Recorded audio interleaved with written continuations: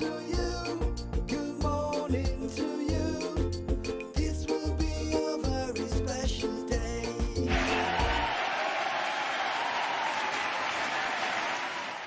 Amigos, continuamos con nuestro panel legal y sus mensajes de texto. Tengo uno aquí que voy a medio descifrarlo porque da mucha información y puede ser un poco confusa. Básicamente se trata de lo siguiente. Una persona que un familiar muere, esta persona no mantenía una relación con el familiar, pero sigue siendo familia. Muere y hubo una herencia donde hay unos bienes, unas propiedades.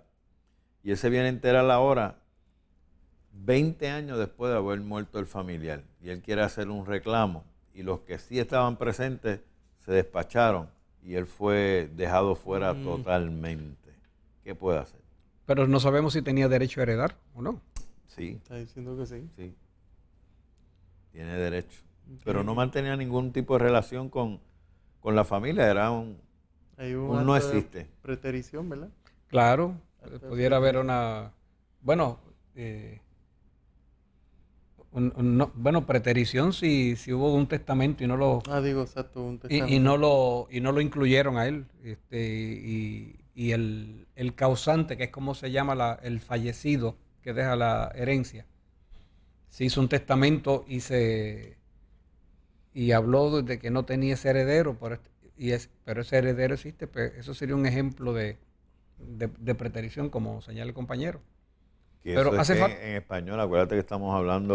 Sí, gracias por recomendarme. Esa es la palabra que usamos los abogados para impresionar a los demás, que hubo preterición, o sea, que hubo un heredero que no se mencionó.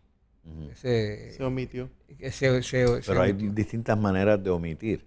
Una es con conocimiento y otra es sin conocimiento. Claro, como quiera puede ocurrir preterición. Ejemplo, si yo tengo yo hago un testamento y yo me refiero a que tengo 5 hijos, pero luego de testar tuve otro hijo. Pues el concepto existe, en ese testamento hay preterición, claro, como tú dices, no existía el otro porque el hijo se procreó después, pero existe el concepto preterición, que entonces hay que hacer unos ajustes en términos de la legítima para la participación de ese hijo que fue preterido, valga la redundancia, en ese testamento. La legítima quiere decir la distribución de la herencia, en cuestión de cálculo. O sea que este ciudadano, después de 20 años, pero no parece ser el caso a de esa información ahora, probablemente una declaratoria de heredero. Una declaratoria. Pero habría que impugnar la declaratoria de heredero para comenzar. ¿Qué él dice que hicieron los demás? Esa es la pregunta, porque... ¿Qué hicieron los demás con el caudal hereditario? Se los repartieron. ¿Que se los repartieron? Sí.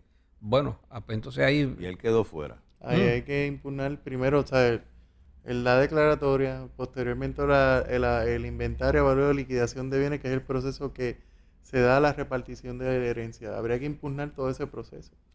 Pero ya ahí hay que ver si eso fue un acto entre ellos, si fue en presencia del tribunal. Sí, licenciado, porque se puede dar un caso, y eso es un caso hipotético aquí. Que me sí, se pueden dar muchas cosas. Hay 3 hermanos reconocidos en esa familia, pero hay uno que fue fuera de matrimonio y ellos tienen conocimiento, pero aquel nunca ha aparecido por ningún lado. Aquello fue un ups y se quedó por allá el resto de la vida. Y el momento que fallece el padre o la madre, según sea el caso, vamos a preparar el testamento y decimos, no, somos nosotros los únicos 3 hijos. Porque tú, por decisión tuya, nunca quisiste aceptar que aquel era medio hermano tuyo. Pero como aquel tampoco apareció por los últimos 20 o 30 años, pues es inexistente. Es más, tú no sabes si está muerto. Por eso es que se le pide a las personas en la orientación que digan, ¿sabes? Si cuántos hijos hay, indistintivamente sea de lo que nosotros le decimos vínculo doble, vínculo sencillo. Vínculo doble es de mamá y papá y un hijo de padre o de madre.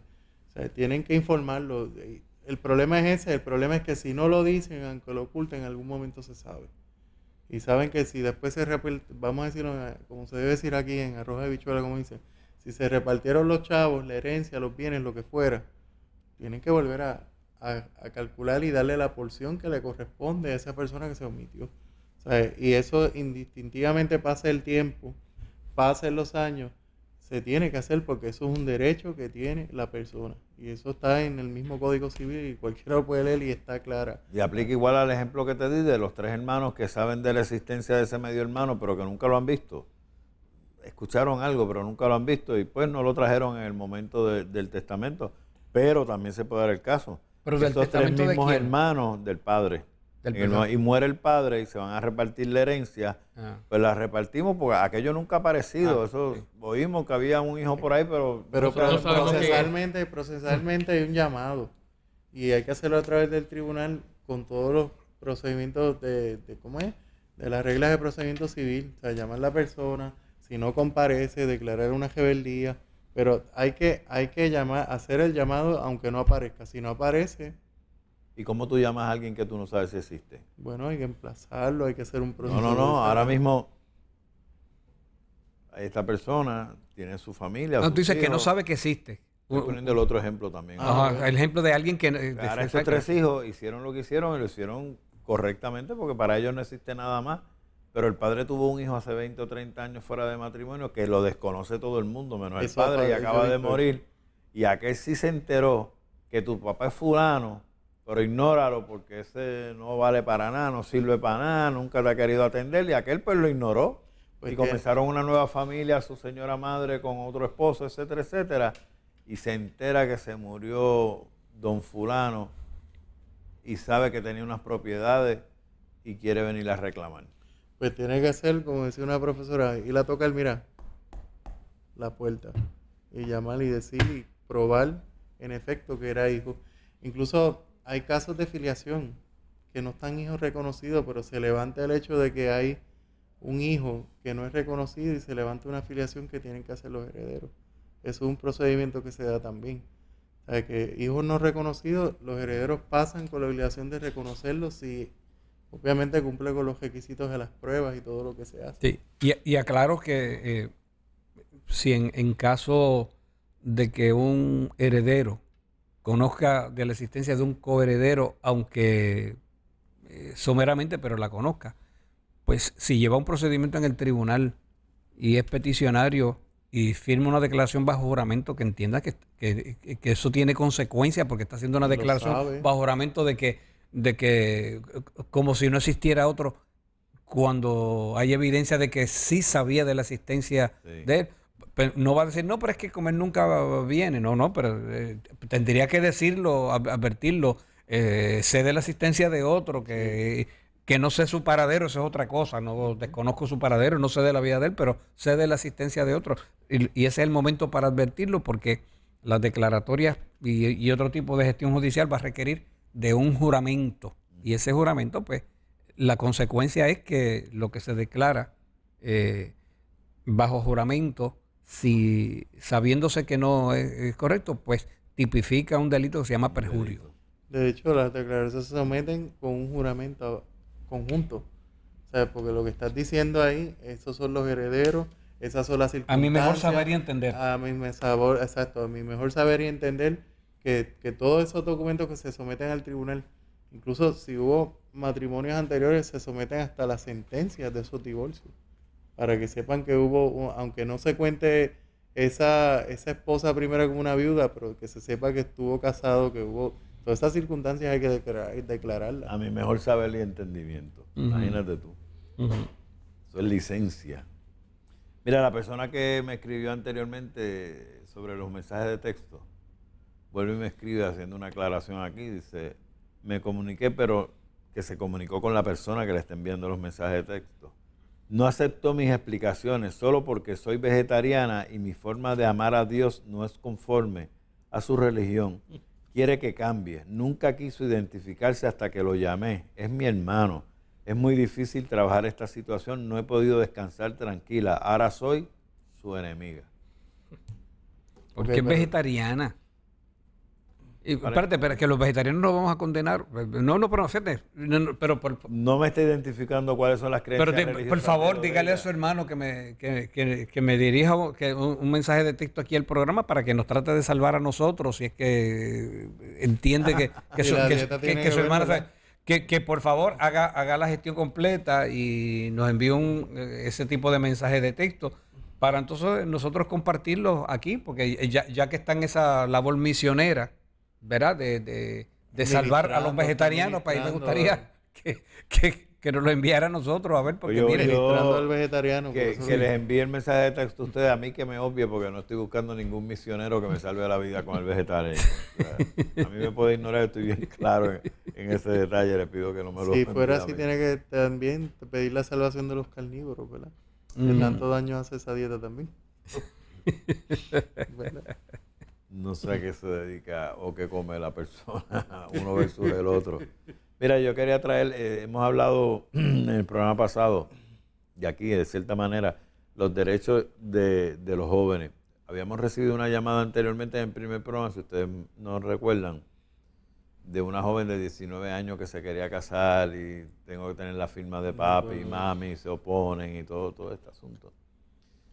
Yo me quedé pensando sobre eso. Y hoy en día tenemos unos jóvenes que son bien proactivos, se preparan, estudian, les gusta argumentar de gratis, pero a cabalidad. Que yo entiendo que es bueno, ¿verdad?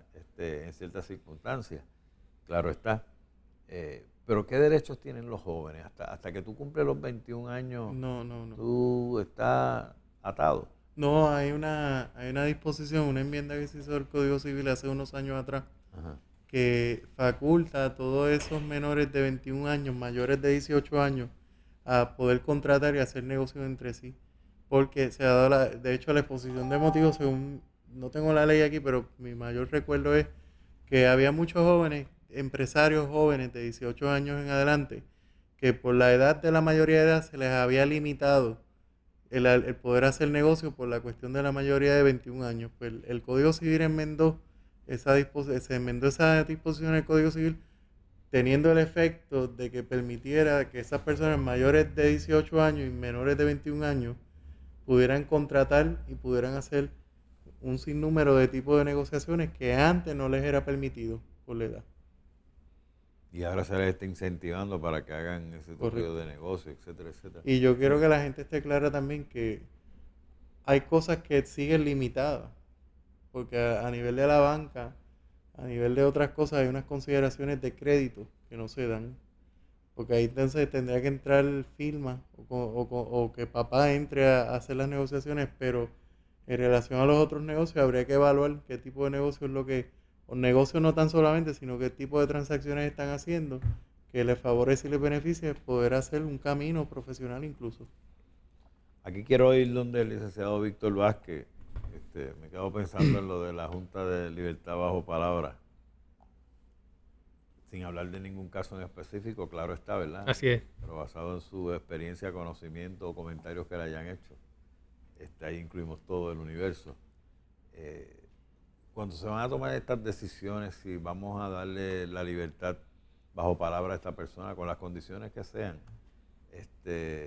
¿entra mucho la parte emotiva o es algo matemático? 1 más 1 son 2 y si se da el resultado, que el resultado matemático es el correcto, entonces No necesariamente es matemático, porque la persona puede cumplir con varias áreas, pero yo tengo que ver también la seguridad de la población donde él va a ir también, y por eso tengo que ver todo el informe del trabajador sociopenal completo, ver la trayectoria de la persona realmente, cómo se ha comportado y ver qué tipo de delito cometió.